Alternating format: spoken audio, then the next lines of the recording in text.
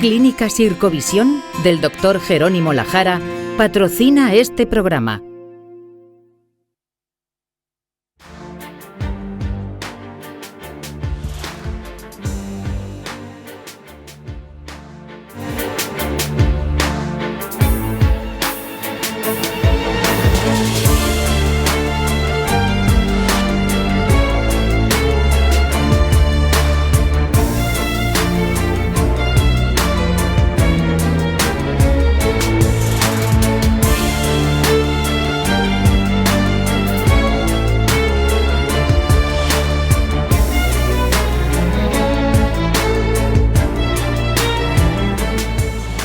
Bienvenido a La Salud en tus manos, un programa que hacemos aquí en Popular Televisión y que también emiten nuestros amigos del grupo Cadena Media. Hoy vamos a hablar del cáncer de laringe. El cáncer de laringe es el cáncer más frecuente que ven los especialistas en otorrinolaringología. En España tiene unas cifras más elevadas que en el resto de Europa. En este programa lo que vamos a ver es si podemos prevenir el cáncer de laringe, cuáles son los síntomas más precoces, cómo se hace el diagnóstico y los tratamientos más adecuados. Para todo ello tenemos en el plató a los siguientes invitados. Ángeles Aragón, hola Ángeles por venir. Hola, Juan. Nuevamente. Ya todo el mundo sabe que tú eres médico especialista en medicina familiar y comunitaria y profesora de medicina aquí en la UCAM. Esteban Merino, gracias Esteban. Muchas gracias a ti. También por invitarme. Nuestro otorrino de referencia. Tú eres, como digo, especialista en otorrinolaringología en el Hospital Rafael Méndez y profesor de otorrino aquí en la UCAM. Y Enrique Cárdenas, gracias Enrique por venir. Gracias a ti. También te interesan mucho los programas, como lo has dicho, y ya los de radioterapia habéis cogido caña en venir, ¿eh? Tú eres jefe de sección de oncología radioterápica en el Hospital Virgen de la Risera. Hemos sacado las cámaras a la calle para ver qué le gustaría saber a distintas personas sobre el tema de hoy. Doctor, ¿qué síntomas tiene el cáncer de laringe? ¿Se puede perder el habla con el cáncer de laringe? Es un tratamiento largo. Estas preguntas las vamos a ir respondiendo a lo largo del programa. Ángeles, ya sabes que nos gusta empezar para que todo el mundo nos entienda. Si vamos a hablar del cáncer de laringe, pues por lo menos tener un poco una idea clara de qué es la laringe. Porque todo el mundo sabe la laringitis, pero cuéntanos un poquito qué es la laringe. Pues la laringe es un órgano tubular, tiene forma de tubo, está situado en la parte anterior del cuello, comunica la faringe que está por encima con la tráquea, es el órgano, dijéramos, intermedio, está formado por un hueso, hay solamente un único hueso y una serie de cartílagos, en total unos 9 cartílagos, que están articulados entre sí. Hay una estructura musculosa, de músculos y de tendones, que es lo que hace que la laringe tenga su forma y tenga su función. Su principal función está relacionada con el habla, es el órgano fonador por excelencia. Él contiene lo que la gente conoce como las cuerdas vocales. Hay distintas estructuras de distintos pliegues, unos que serían falsos y luego serían las verdaderas cuerdas vocales, que son las que ayudan a poder hablar, a hacer la fonación, a producir los sonidos. También tiene, lógicamente, funciones a la hora también de la deglución, porque estaría cerca y parte del aparato digestivo y, como hemos comentado, del habla y de la respiración, puesto que es la vía de paso del aire también hacia los pulmones para que se pueda... Hablamos de la laringe como si fuera cualquier cosa y es una estructura realmente muy, muy compleja. Mide unos 45 milímetros de altura y el grosor, el diámetro sí que puede llegar a tener 4 centímetros de diámetro. Quiero decir, realmente no el de alto o no es demasiado grande, pero sí contiene muchas estructuras que son muy importantes y complejas. Y Esteban, se distinguen varias partes, ¿no?, en la laringe, y además eso tiene importancia porque luego, según, por ejemplo, un tumor que se localice en alguna de las partes, los síntomas van a ser distintos, ¿no? Efectivamente. ¿Es así? Efectivamente, de un modo así muy sintético, la laringe tiene 2 partes. Una parte superior, que lo que hace es dirigir la comida hacia el tubo digestivo e impedir que la comida entre en la vía aérea, y luego tiene una parte inferior que tiene una función pues sobre todo una función fonadora, aunque también tiene función de protección de la vía aérea y otras funciones más complejas que ahora no vamos a entrar. Muy bien. Enrique, aunque después vamos a hablar a la hora de los tratamientos del cáncer de laringe, como tú eres radioterapeuta, entonces luego hablaremos, como digo, de la importancia del comité interdisciplinar, que es el que dice lo que se va a hacer, ¿no? Pero contigo vamos a mantener una conversación al margen, hablando, no, porque mucha gente, como veremos, el tratamiento de la radioterapia en el cáncer de laringe es vital, sí. Y entonces, pues saber realmente cuál es vuestra función y qué hacéis. ¿En qué consiste el tratamiento del cáncer de laringe con radioterapia? Pues el tratamiento de cáncer de laringe, como tú bien dices, luego hablaremos del comité interdisciplinar, pero realmente uno de los pilares fundamentales para el tratamiento del cáncer de laringe así en su conjunto, ¿no? Uno de los pilares fundamentales es la cirugía, de la cual hablará luego Esteban, pero la otra parte o uno de los pilares fundamentales que tenemos es el tratamiento con radioterapia, que se puede usar sola o acompañada de algún fármaco, en fin, que puede ser tratamientos combinados. Ese tratamiento realmente lo hacemos con fotones, lo hacemos con radiación, la misma que se puede usar para hacer un TAC o para hacer una radiografía, pero bueno, son fotones de...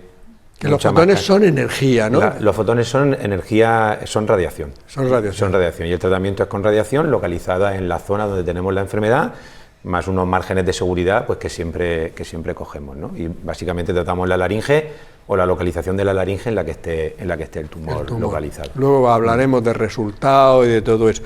Ángeles, yo he dicho que una de las cosas importantes que puede suceder con este cáncer es que teóricamente, bueno, por lo menos podríamos disminuir mucho su incidencia si no hacer una prevención total. ¿Qué factores son los más importantes para padecer un cáncer de laringe?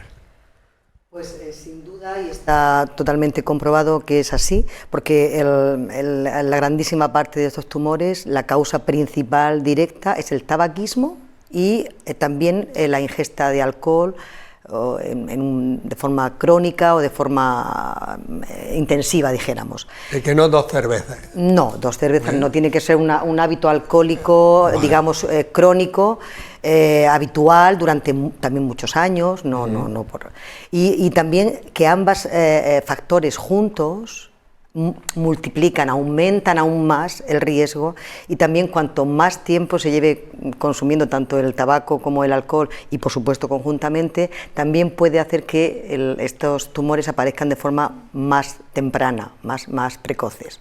Esto es así y eso es prácticamente indiscutible, y son hasta entre el 85 y el 90% de estos tumores van a estar relacionados con estos 2 factores tan importantes.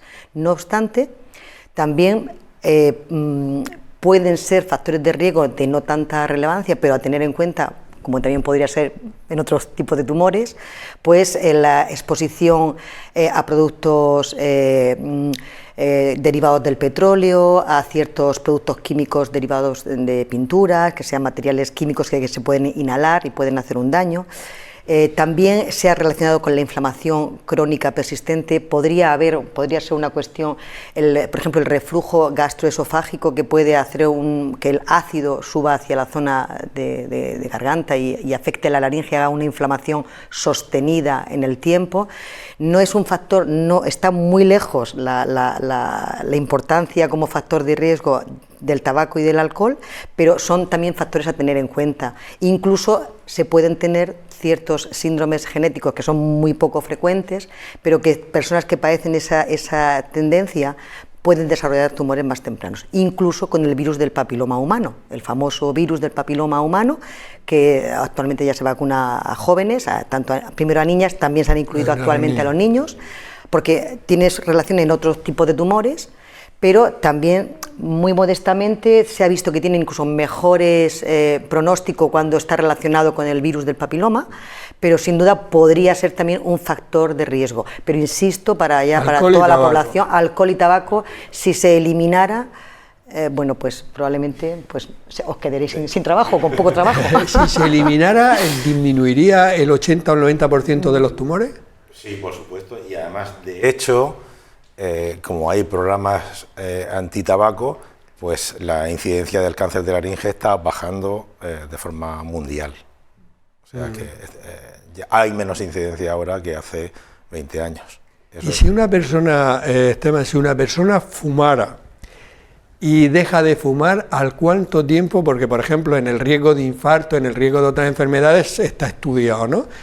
Está estudiado aquí cuántos años se necesitarían sin fumar para que una persona tuviera el riesgo de cáncer de laringe que uno, igual que el que uno que no hubiera fumado nunca. Pues sí, se estima que sobre los 10 años empieza a igualarse el riesgo, aunque yo a las personas que fuman le aconsejo que dejen de fumar ya, porque además del cáncer de laringe existen otros problemas y la mejoría de los síntomas, nuestro organismo nota mejoría a la media hora de dejar de fumar. Sí, todos los que hemos sido fumadores y hemos dejado de fumar, yo dejé de fumar hace 35 años o más, la verdad es que uno se da cuenta que es lo mejor que ha hecho en su vida con diferencia. Efectivamente. Mejora de todo, de todo, de todo, de todo. O sea, es que no hay una cosa que te empeore, te mejora todo en la vida. Efectivamente. O sea que animamos a todo el mundo y además ahora incluso hay tratamientos farmacológicos con bastantes buenos resultados. Efectivamente. Y hay bastantes sitios, por ejemplo el Ayuntamiento de Murcia tiene un sitio donde ha creado una unidad para la deshabituación tabáquica, etcétera. Que queda claro que las campañas antitabaco pues, se ven reflejadas en una disminución de la incidencia global del cáncer de laringe. Muy bien, a ver si seguimos así. Y como tenéis otros trabajos, no pasa nada. No falta el trabajo. Siempre quedarán las sinusitis. No pasa nada. No pasa nada. Enrique, ¿el tratamiento con radioterapia del cáncer de laringe es igual para todos los pacientes o se personaliza mucho? El tratamiento del cáncer de laringe con radioterapia tiene como dos grandes grupos, ¿no? Los que están operados y los que no están operados, que eso habría que hacer una diferencia importante. Dentro de los que no están operados, que conservan el órgano de la voz o que son estadios muy iniciales, pues dependiendo de la localización, de la forma del tumor, de si tiene afectación de ganglios o no, y dependiendo de esos factores de riesgo que pueda tener, pues el tratamiento difiere de cada uno de los pacientes. Incluso si ese paciente ha necesitado una traqueostomía por seguridad, porque el tumor era muy grande, esa traqueostomía también es una zona de riesgo y también se trata la zona de la traqueostomía. En fin, dependiendo de la localización, del tipo y de si está operado o no, se personaliza el tratamiento a un tipo de tratamiento. O sea, muy personalizado, un traje a medida para que no... Para cada paciente. Para cada paciente. Sí. Ángeles, en los hombres y en las mujeres la incidencia del cáncer es igual. ¿Y cuál es la edad más de mayor aparición? Pues no hay una clara prevalencia en varones más que en mujeres, aunque ahora es verdad que está, por un lado también la incorporación a lo largo de estos últimos años de la mujer en el hábito tabáquico, pues aunque antes unos años sería muy impensable que pasara esto en mujeres, ahora también pasa, pero sigue siendo más prevalente en varones, sin duda por lo que hemos comentado, porque el tabaco y el alcohol han sido habituales más en hombres que en mujeres hace tiempo. Estos son tumores generalmente de crecimiento lento y por tanto el daño tiene que estar acumulado. Quiero decir que realmente el hombre lleva más tiempo de exposición a estos factores que las mujeres y en ese sentido ellos siguen teniendo más prevalencia. La edad más habitual es por encima de los 65 años todavía. Si encontramos algún paciente más joven, podría ser de este tipo que hemos comentado que tienen algún factor predisponente que hace que el cáncer aparezca más temprano, porque lo que hemos dicho son tumores también de crecimiento lento, entonces cuando van a ser diagnosticados, pues también el paciente ya tiene una edad. Y son también más frecuentes en raza blanca y en raza negra que, por ejemplo, en hispanos o en asiáticos. Pero como las mujeres siguen en el mismo ritmo de aumentar el tabaco, porque no han igualado al hombre por lo que tú acabas de comentar, ¿no? Que se necesitan muchos años para el desarrollo, pero si no, eso es una de las muchas cosas buenas que han hecho. Una mala ha sido el coger esos hábitos perniciosos que tienen algunos hombres. De hecho, en otros países donde la mujer se incorporó al tabaco, pues la proporción de mujeres y hombres está casi igualada. Antes, yo recuerdo cuando empecé la especialidad, era completamente, vamos, o sea, no había cáncer de laringe en mujeres, y ahora sí vemos, no mucho, pero sí que se ven.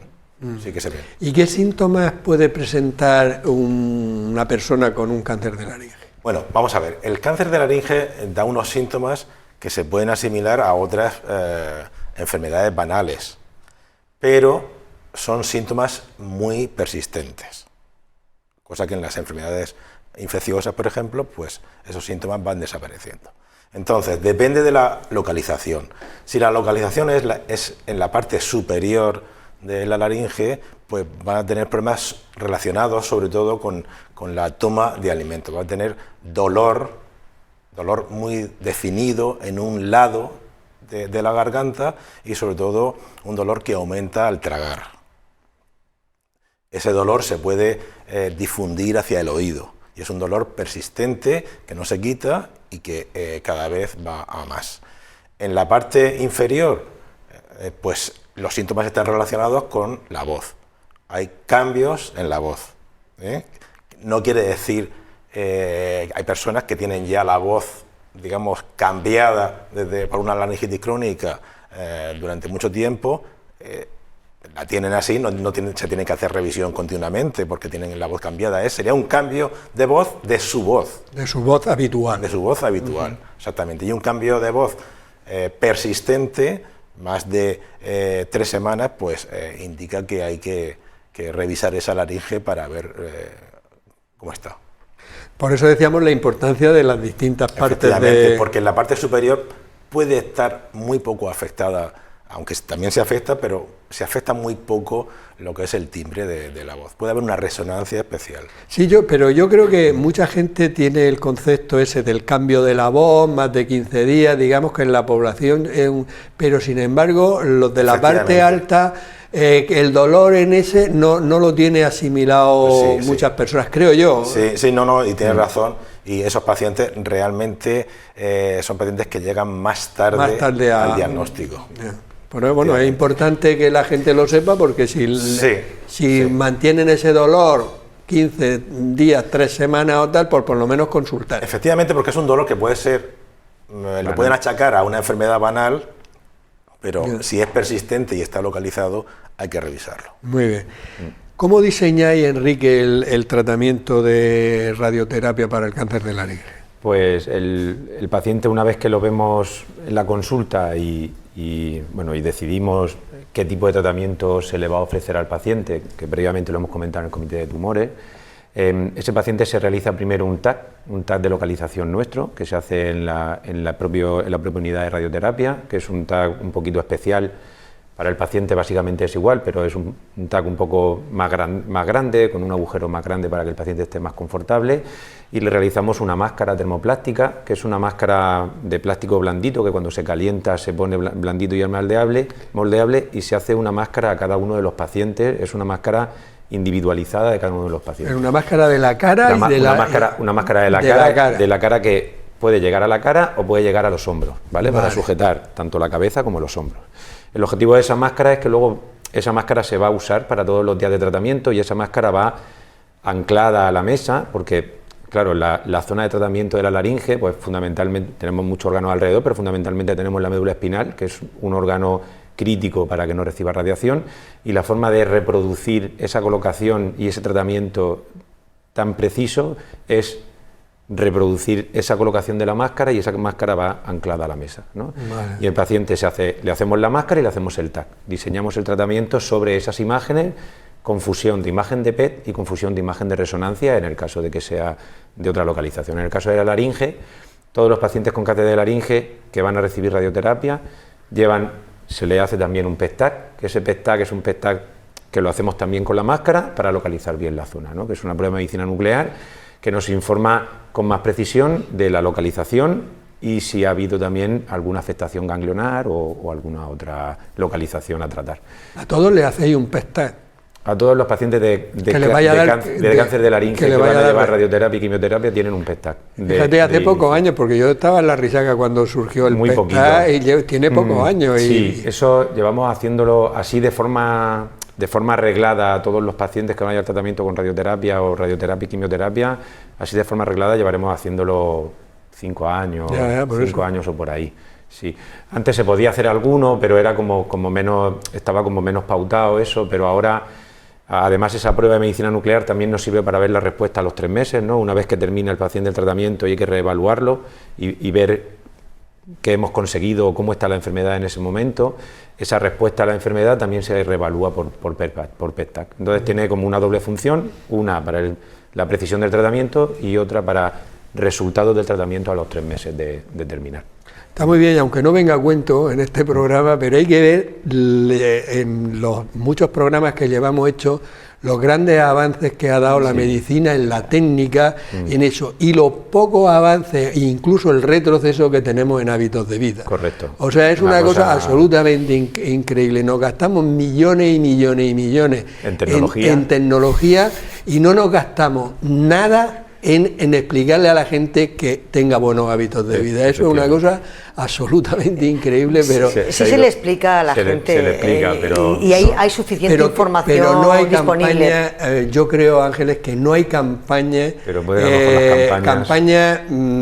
institucionales de gasto, o sea, de inversión. Además, es que eso se ha visto, por ejemplo, en la obesidad infantil. Y digo, insisto y corto, que no viene al caso, pero que antes había campañas, y incluso para dejar de fumar. Tuve un anuncio en la televisión: deje usted de fumar, deje usted de beber, haga ejercicio. No, salen los alimentos ultraprocesados que te ponen en letricas pequeñitas, ande 1 hora al día. No me comas. Vamos a ver, no me dejes. Consume con moderación. Bueno. Hablaremos en otro programa. En nuestra sección Palabras de Médicos, nuestro profesor de latín y griego, Juan Carlos Ferri, y nuestra experta en traducción, Mariluz Soler, nos van a decir el origen de varias palabras relacionadas con el tema de hoy. Muy buenas, en el programa de hoy vamos a hablar del cáncer, pero en este caso del cáncer de laringe. Muy bien, pues empiezo con la palabra cáncer. Como ya hemos explicado en otros programas, deriva del latín cancer, que significa cangrejo. Esto es por una comparación con el dibujo que forman las células cancerígenas, que puede recordar a las pinzas de un cangrejo. Y la palabra laringe viene del griego larynx, laringos, que significa tubo alargado, y hace referencia a ese tubo que tenemos colocado entre la tráquea y la faringe, que se parece mucho a la laringe, pero que son diferentes. Siempre les recomendamos desde este apartado del programa que acuden al especialista. Pues en el caso del cáncer, el especialista es el oncólogo. El origen etimológico es logos, médico estudioso, y oncon, que es como se dice cáncer en griego. Y el oncólogo podrá hacer pruebas suficientes para determinar si existe algún cancericida, con el sufijo ocida, que significa matar, que pueda matar ese cáncer. Porque la muerte no se le desea a nadie, pero al cáncer sí. Palabras de médicos. Bueno, ya sabemos un poco más sobre el origen de estas palabras. Ángeles, por suerte cada vez conocemos más cosas sobre los genes, se estudia más. ¿Hay algunos genes que se hayan estudiado que se sepa que favorecen el cáncer de laringe y hasta qué punto lo favorecerían? Pues sí, por un lado hay que decir que lo que la gente llama que el cáncer tenga un factor genético heredado de la familia, de sus padres. En el caso de los cánceres de laringe no existe realmente, no está demostrado que eso se pueda pasar de padres a hijos. Esas mutaciones de esos, hay unos genes que se llaman oncogenes, que son los que se encargan de regular la supresión de células cancerígenas, y en algunos otros tumores sí hay lo que se llamaría una agregación familiar o una influencia familiar. En el caso del cáncer de laringe, como tal, no se cree que haya relevancia de esas posibles herencias. Son mutaciones que llamamos adquiridas. Quiere decir que por presencia de, en este caso, por ejemplo, el humo del tabaco o la exposición al virus del papiloma o cualquier otro elemento que puede hacer cambiar el ADN de estos genes y favorecer el desarrollo de estos tumores, que ya cuando eso se pone en marcha siempre el tumor puede ser o más precoz, aparecer más temprano o ser más agresivo. Por ejemplo, yo he leído, he encontrado que hay un gen supresor de tumores que se llama P16 que por efecto del tabaco pues puede ser dañado y favorecería la aparición de este tipo de... Pero que son cosas adquiridas, que no... Adquiridas. Que uno no, porque el padre haya tenido un cáncer de laringe, que no sea su preocupación. Que sepamos, no está demostrado. También puede ser, por ejemplo, una explicación de que puede haber gente que diga, dos personas fuman lo mismo, beben lo mismo, a uno le sale un cáncer muy agresivo, al otro no, o al otro no le sale nada. Ahí entraría en juego otro matiz, el mundo de la oncología, vosotros lo sabéis mejor que yo, es apasionante en el sentido en que sí que parece ser que se podría heredar como una dificultad o tener menos capacidad de desintoxicarte de estas sustancias a las que te expones y entonces tú serías más susceptible. Más susceptible. Pero no hay realmente una herencia de padres a hijos. Un padre puede tener un tumor y en este caso la descendencia no se vería afectada. Muy bien. En principio, a no ser que fuera esto de que tendrían menos defensas, pero si no fuman y no beben, pues ya, no te daría. Eso no te daría. Esteban, ¿cuándo debe de consultar una persona e ir al otorrino? Pues debe consultar cuando tiene síntomas como los que hemos descrito, dolor persistente en un lado de la garganta, sobre todo si traga y se le va hacia el oído, o bien un cambio en la voz. Y sobre todo, si esta persona ha tenido un hábito fumador o bebedor. O sea que y un 15 días sería o 3 semanas es un tiempo... 15 días parece muy poco. Muy poco, ¿no? 15 días cualquier resfriado te lo puede dar. Depende de la época del año. Ahora no en esta época del año. Pero vamos, te dura un mes. 15 días es que se pasan muy pronto. Muy pronto, sí, eso es verdad. 15 días se pasan ¿Pero muy un mes? pronto. Un mes, por supuesto. Sí, porque además tenemos que tener en cuenta que el sistema sanitario no va hoy día muy rápido. O sea que un mes es un tiempo ya suficiente como para consultar. Sí, por supuesto. Yo creo que 3 semanas es suficiente para consultar. 3 semanas consulta. Enrique, vamos a imaginarnos que a un paciente con cáncer de laringe se le ha dado radioterapia. ¿Qué puede esperar el paciente del tratamiento con radioterapia? ¿Puede curarse? ¿No puede curarse? Sí, bueno, el tratamiento con radioterapia, el primer objetivo del tratamiento con radioterapia es la curación del paciente. De hecho, lo que yo le digo a mis pacientes cuando vienen a la consulta es que ser un paciente que tiene indicación de tratamiento con radioterapia, el objetivo del tratamiento de la radioterapia es que desaparezca el tumor y se cure de su enfermedad. Ese es el objetivo siempre del tratamiento que proponemos en la consulta. Otra cosa diferente es lo que consigamos, porque al final la medicina pues no es ciencia exacta y hay pues esa variabilidad que tenemos, ¿no? Conforme sea la enfermedad más avanzada, la probabilidad de que te cures de esa enfermedad es menor, pero siempre el objetivo es curarse porque lo vamos a hacer pasar pues por unos días de tratamiento, que aproximadamente serán 6 semanas, que son unas 30 sesiones, que son un tratamiento diario, es un tratamiento de todos los días que tiene que venir al tratamiento todos los días y que además va a tener unos efectos secundarios importantes desde el punto de vista tanto de tragar, como de la voz, como de la piel, en fin, que va a tener una serie de efectos secundarios que merece la pena pasar esos efectos secundarios porque lo que buscamos es una curación de la enfermedad o una eliminación completa de la enfermedad cuando la tratamos. O sea que el objetivo primero, luego será lo que Dios quiera, pero el objetivo primero es la curación. El objetivo es la curación y la eliminación de la enfermedad, sí. Ángeles, vosotros en primaria tenéis muchas ventajas. ¿Algún inconveniente? Algún inconveniente, pero tenéis la ventaja clara de que conocéis a los pacientes y que los veis muchas veces y tal. A veces, cuando sospechas tú y dices, este paciente lo voy a mandar al otorrino, pero rapidico. Claro. Claro. ¿Cuándo sucede eso? Claro. Pues mira, te tengo que decir que el problema algunas veces en la primaria es que el paciente que tiene que venir no viene. Tú dirás, ¿por qué dice esto esta mujer aquí ahora de primeras? Pues porque podríamos ser a lo mejor más eficaces o más, no sé cómo decirte, si el paciente viniera y simplemente con que dijera, no puedo hablar, pues ya sabes que lo tienes que mandar a algún sitio, no te tiene que decir nada, aunque venga por recetas. ¿Qué sucede? Que hemos dicho que son varones de una a partir de una edad, y nosotros, el varón, además, cuando suele estar un poco, o sabe que está un poco enfermo, tengo que decir que procuran no ir al médico en general. La negación.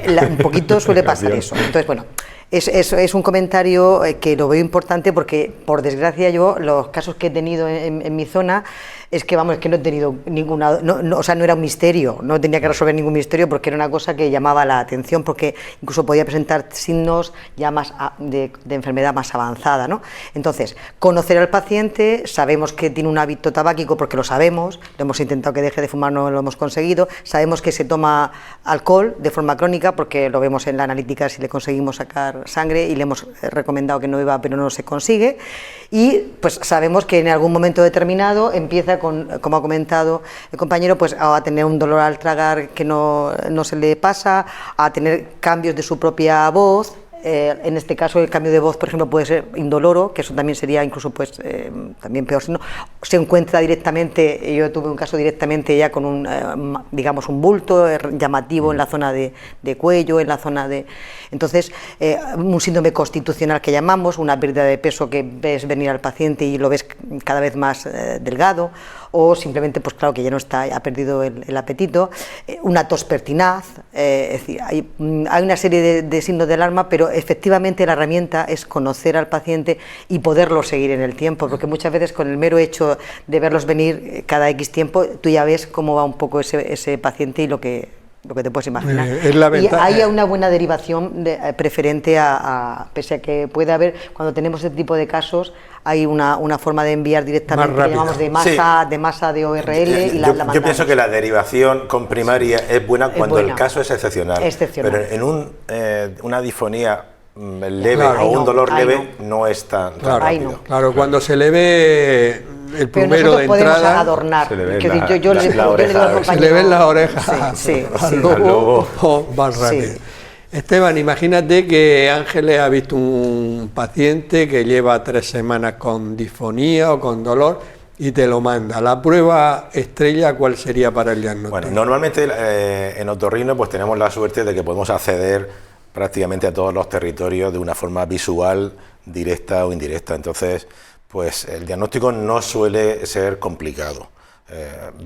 Hacemos una laringoscopia, que ver la laringe a través, antiguamente de un espejillo, también se puede hacer hoy día, pero hoy lo normal es hacerlo a través de un endoscopio, que es un tubo flexible, muy finito, que se introduce normalmente por la nariz, y en una pantalla pues vemos una imagen muy clara de todos los territorios de la laringe, tanto de la parte superior como de la parte inferior y de las conexiones con el tubo digestivo. Se ve la lesión y entonces pues ya se actúa, se tomó. Pero, o sea, y además es una exploración que no es molesta, muy poco molesta. Antiguamente era muy molesta porque había personas que la toleraban bien y personas que no, porque había que meter un espejillo muy grande, la boca la tenía que tener abierta, la lengua había que tirarle, en fin, era una situación realmente complicada para algunos pacientes.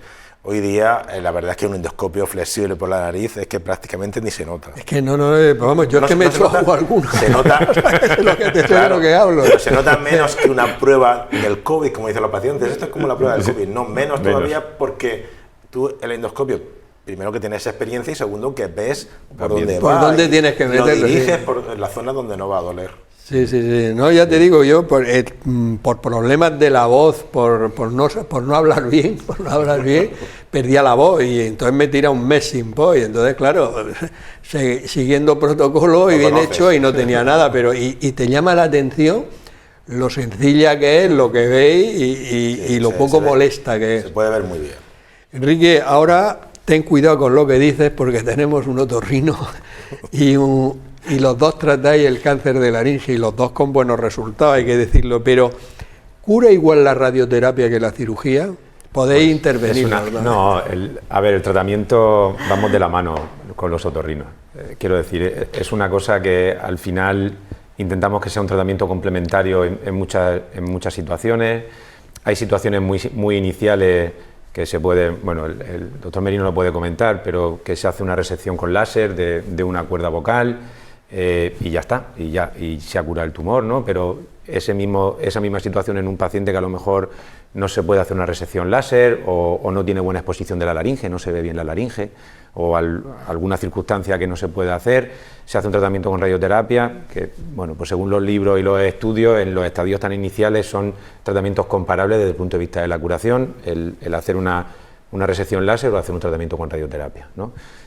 Ya entra pues en decisión del comité, en decisión del paciente, en que el paciente conozca todas las opciones, y con esas opciones la mayoría de las veces es el paciente el que decide esa opción terapéutica que a él le parece mejor, ¿no? Porque hay pacientes que a lo mejor, pues mira, yo no quiero entrar al quirófano de ninguna de las formas, me niego a que me anestesien.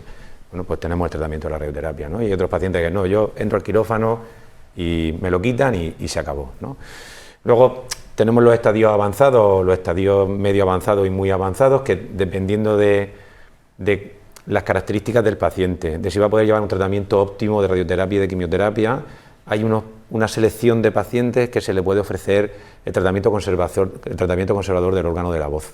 El tratamiento conservador que se hace con radioterapia y con quimioterapia es un paciente con un diagnóstico de un cáncer de laringe localmente avanzado, que por sus características o por cómo es el paciente y por las características anatómicas que tiene el paciente, se le puede dar la opción de, mire, tenemos la opción de la conservación de órganos y hacer radioquimio, que puede ir bien o puede ir mal, pero sí, tenemos esa opción, y tenemos la opción de la cirugía completa, de la laringestomía, que hay casos en los que te puedes ahorrar la radioterapia y hay casos en que después de la laringestomía, además, hay que hacer la radioterapia porque tiene factores de riesgo o factores de mal pronóstico, ¿no? Enfermedades muy avanzadas, que incluso hay enfermedades muy avanzadas que sabemos que con la radioterapia no se van a curar y que su tratamiento es la cirugía y luego un tratamiento complementario con radioterapia. O sea que realmente era una broma, vosotros entonces, trabajáis en equipo y además claro, tenéis trabajo de sobra, o sea nadie quiere... No.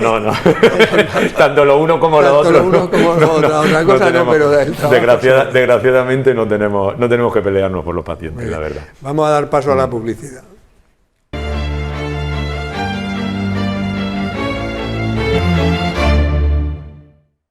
Ángeles, ¿qué papel jugáis vosotros, los médicos de atención primaria, en el paciente con cáncer de laringe que ya ha sido tratado bien con radioterapia o bien con cirugía? ¿Tenéis que tomar algunas medidas especiales de algún tipo? ¿Cómo lo seguís?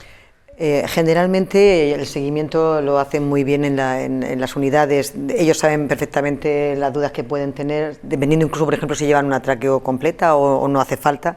Ellos están, la verdad, que muy bien atendidos porque, vamos, me consta que los pacientes que yo he tenido, ellos enseguida se pueden poner en contacto con sus servicios. No obstante, eso no evita que nosotros también, pues los tenemos también en consulta con frecuencia porque quitando la parte tan importante del tratamiento del mayor problema y principal, y aunque vaya en buen camino, el paciente es un proceso largo que le va a llevar meses o años de su vida, tienen temor a la recidiva entonces cualquier pequeña cosa que les pase, o no tan pequeña, pues van a consultar también, pensando que pueda tener relación con este problema.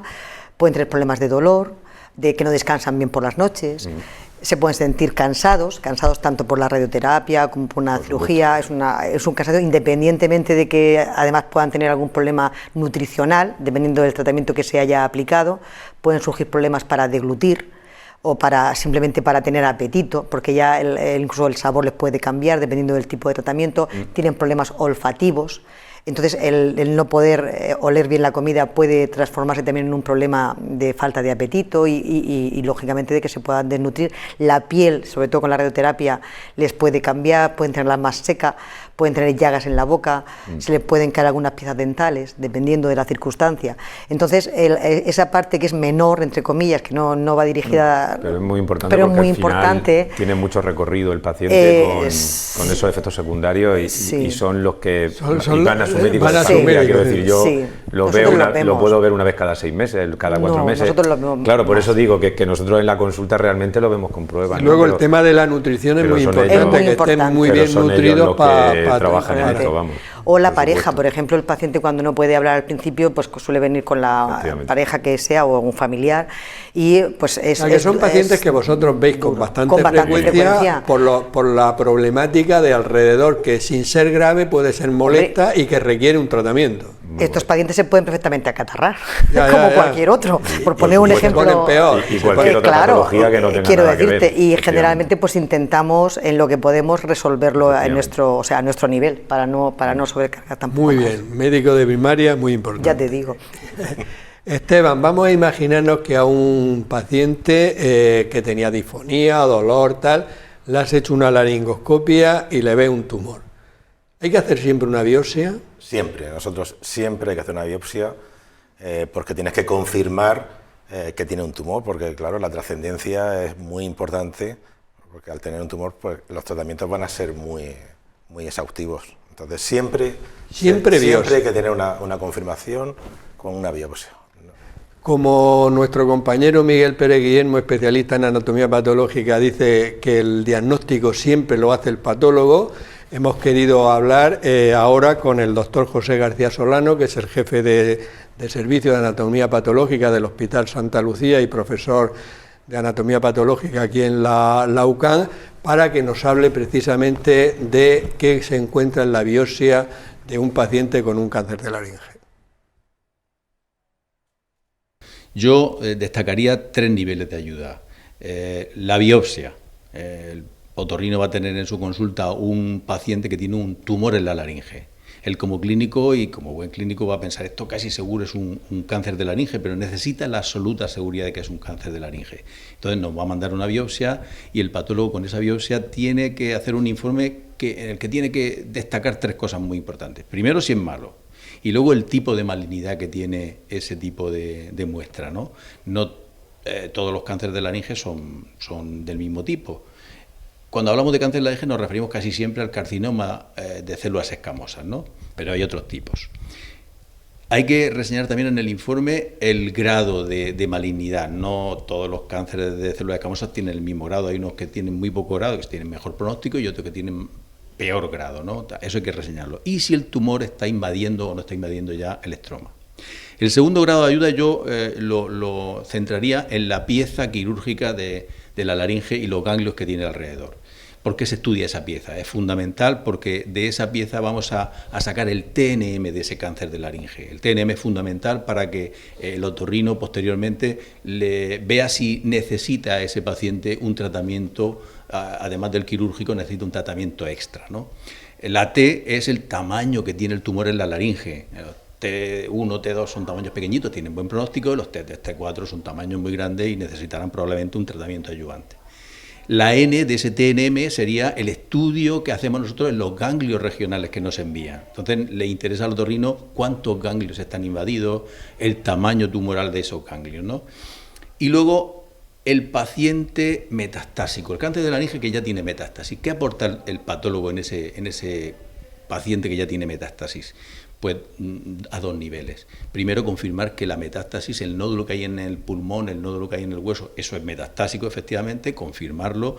Y segundo, seleccionar al paciente que es candidato a unos tratamientos novedosos que hay, que es, por ejemplo, los tratamientos inmunoterápicos, que no se le dan a todo el mundo. Los tratamientos esos se les dan a los pacientes cuyo cáncer expresa una serie de proteínas.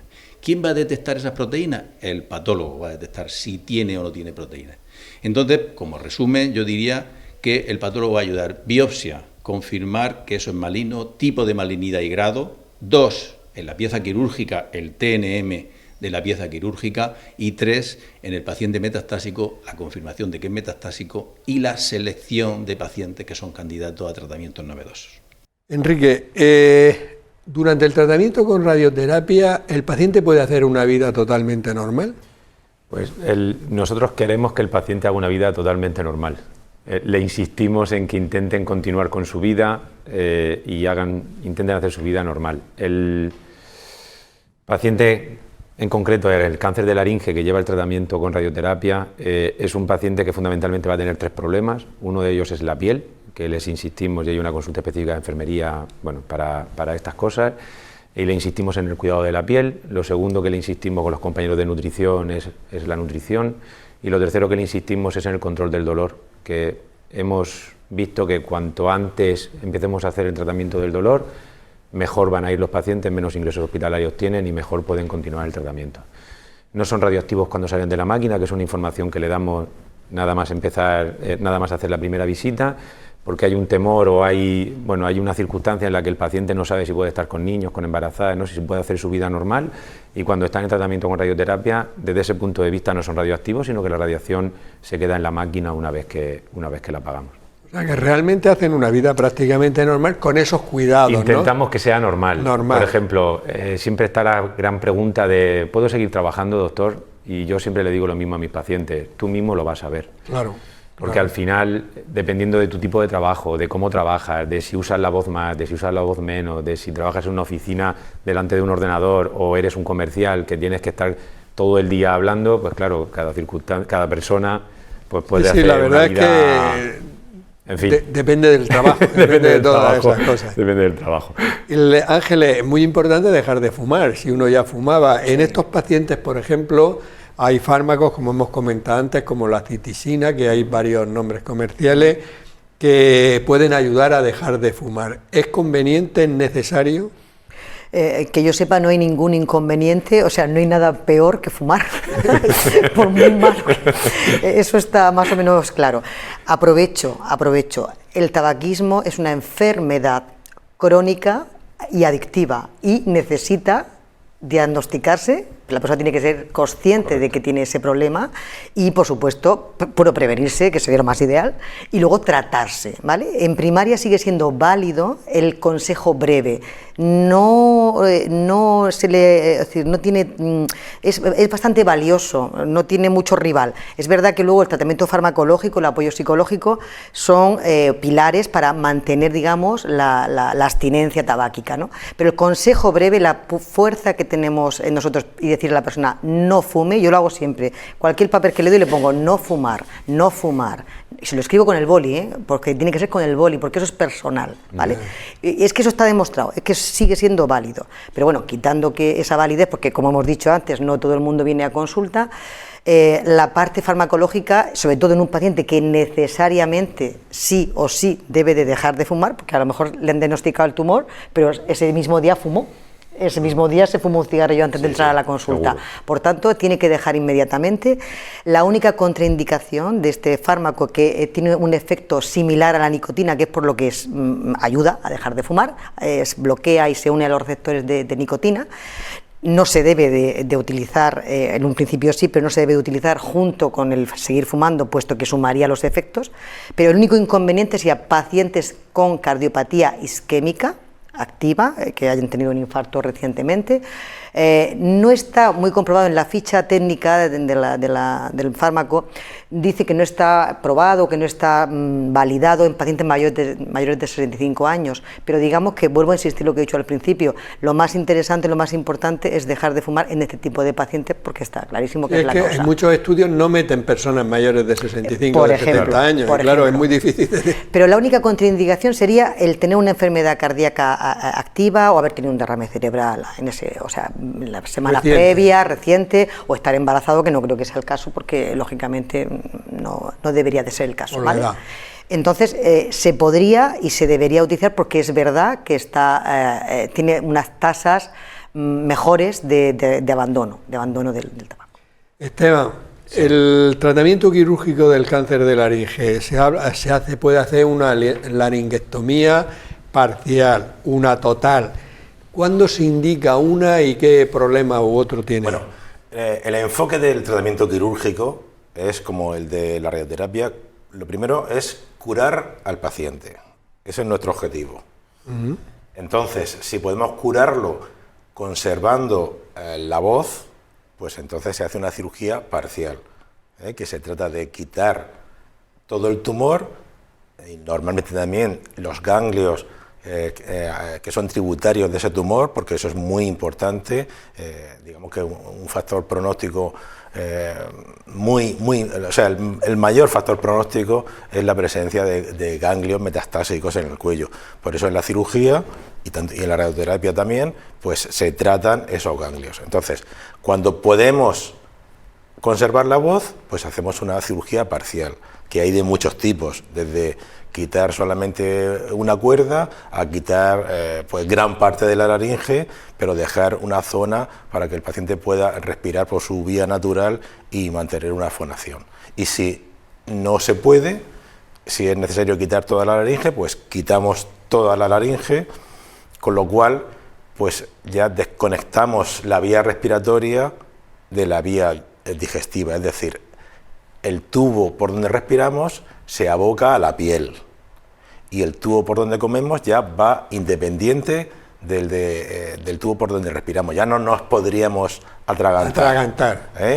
Se come directamente a través de la boca y va directamente al esófago, y la respiración sale directamente a la piel. Vale. Es una intervención mutilante y depende de cada paciente la adaptación a su nueva vida. La verdad es que pueden hacer una vida prácticamente normal y hay pacientes que se adaptan muy bien y a otros que les cuesta más trabajo.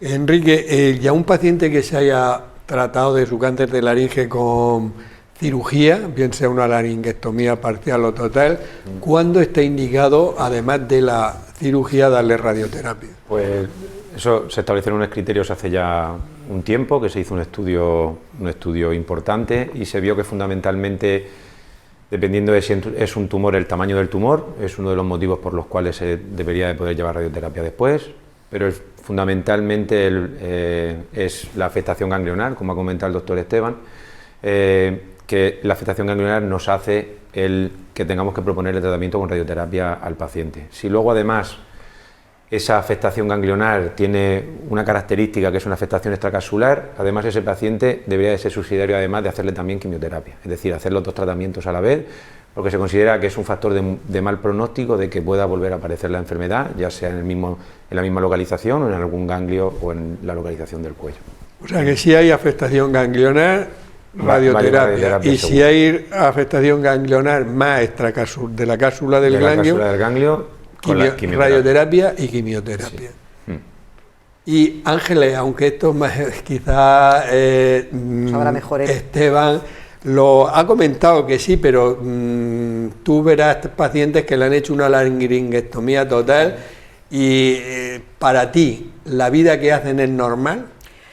Hombre, yo pienso que al final, si lo hemos comentado antes de entrar al plató, si pasan los meses o los años y finalmente evolucionan bien, pues el estoma tiende a convertirse en una parte más de su cuerpo y la persona es capaz de manejarse con normalidad en su día a día, incluso aunque no puedan fonar, aunque no puedan hablar, se buscan pues la forma de hacerlo, o bien con ayuda externa de algún tipo de aparato o de alguna manera, ¿no?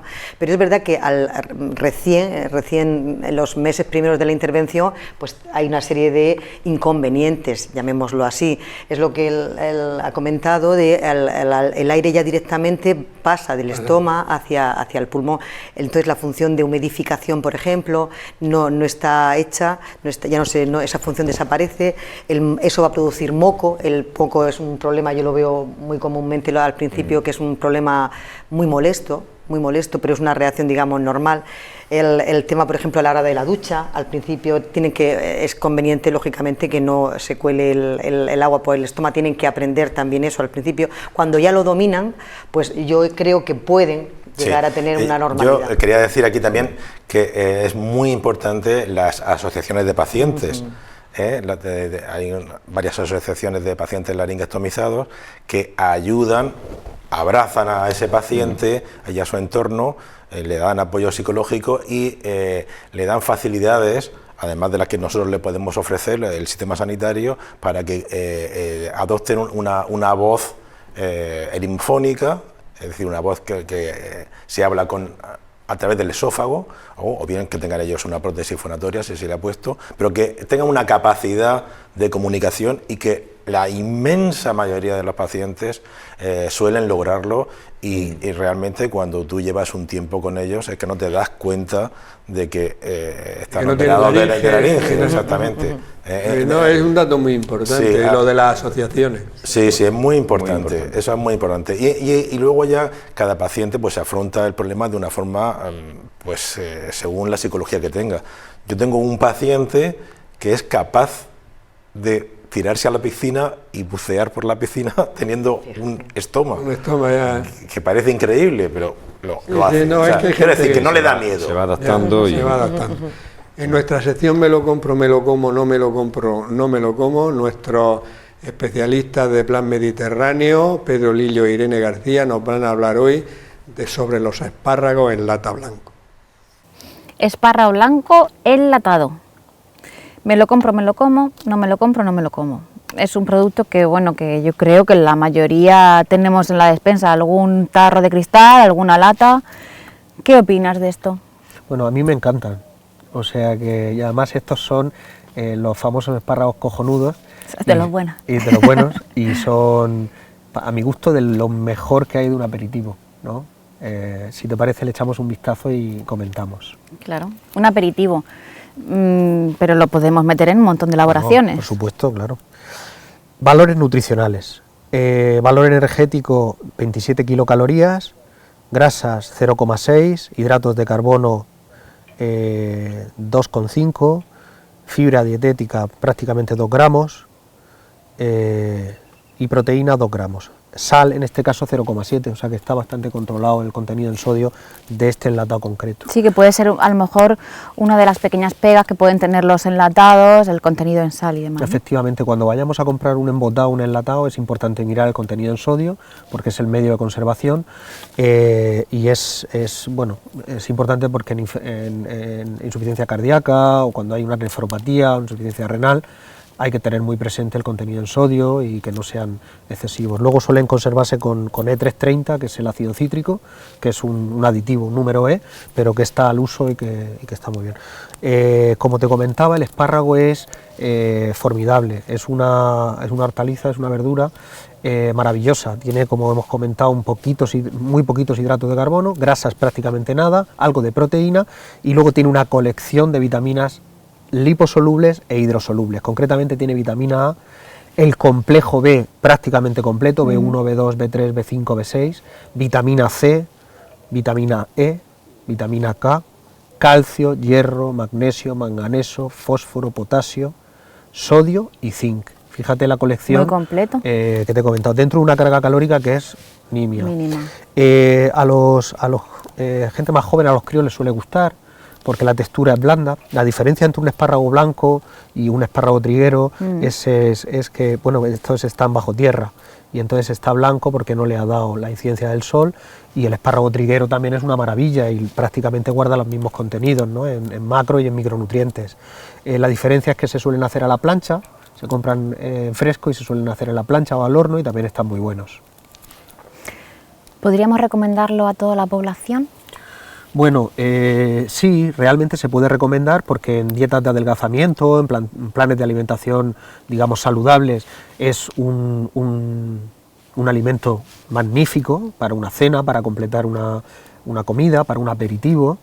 Y luego hay una población, como te comentaba, que puede ser el paciente que tiene una nefropatía, que tiene una insuficiencia renal, una enfermedad renal crónica, una insuficiencia cardíaca. Hemos de tener al menos algo de precaución, sobre todo por el contenido en potasio, que es significativo para el enfermo renal. Vale, entonces, en principio, si no tenemos ningún problema de salud, me lo compro y me lo como. Fantástico, claro que sí, me lo compro y me lo como. Bueno, ya sabemos un poquito más sobre este alimento. Enrique, brevemente, ¿es importante que el paciente que se le da radioterapia, durante la radioterapia y por supuesto después, no fume ni beba? Es muy importante, porque tanto el alcohol como el tabaco son dos irritantes locales, y al final el tratamiento donde se está haciendo, que es un tratamiento local, los efectos secundarios esperables del tratamiento van a ser mucho peores en un paciente que beba y que fume durante la radioterapia. Así que es altamente fundamental que dejen de beber y de fumar. Y por último, última pregunta, Esteban, ¿cuál es el pronóstico del cáncer de laringe? Bueno, esto es muy importante. Esto es muy importante, sí. Realmente es lo más importante, como diría Woody Allen. Vamos a ver, no hay un solo cáncer de laringe, igual que no hay un solo tratamiento para el cáncer de laringe. En general el pronóstico es bueno, pero hay determinados cánceres de laringe que el pronóstico es muy bueno, tanto con radioterapia como con cirugía, con unas curaciones pues a 5 años superiores al 90%. Y hay otros, dependiendo del paciente o de lo extendido que esté el tumor, que tienen un pronóstico peor, pero globalmente pues tiene un pronóstico de supervivencia de un 65 o un poquito más por ciento a 5 años. Es un tumor donde lo normal es que vaya bien. Sí, pues yo conozco varios pacientes que tienen cáncer de laringe y la verdad es que están curados. Sí, es que Entonces me ha parecido, para terminar, realmente un programa muy interesante por varias razones y lo había explicado todo perfectamente. Primero, que casi es un cáncer evitable. Si las personas no fumaran y no bebieran, prácticamente sería evitable. Y otra cosa muy importante es que el diagnóstico es fácil si una persona va al otorrino en cuanto que pase 3 semanas con dolor en la parte alta de la garganta o con una disfonía, o sea, con una alteración en la voz, que se podría hacer un diagnóstico precoz y con ese diagnóstico precoz el pronóstico sería excelente. Efectivamente. Podríamos concluir... Sí, es un tumor, desde luego, mediado por el tabaco, aunque hay casos excepcionales de pacientes que no han fumado. En la vida pero bueno, siempre pasa. Siempre una excepción. Claro. Puede ser, pero es un 1%. El 99% es el tabaco. Bueno, pues terminamos con la idea esa de que realmente es un tumor que se puede evitar, que se puede diagnosticar precozmente y que eso hace que el pronóstico pueda ser realmente... El tratamiento es esperanzador y el pronóstico también. Muy bien. Por mi parte nada más, solo recordaros que en nuestro portal de salud CanSalud podéis encontrar información sobre hábitos de vida saludables y prevención de muchas enfermedades. Despedirnos hasta la próxima semana en un nuevo programa de La Salud en tus manos. Que seáis muy felices.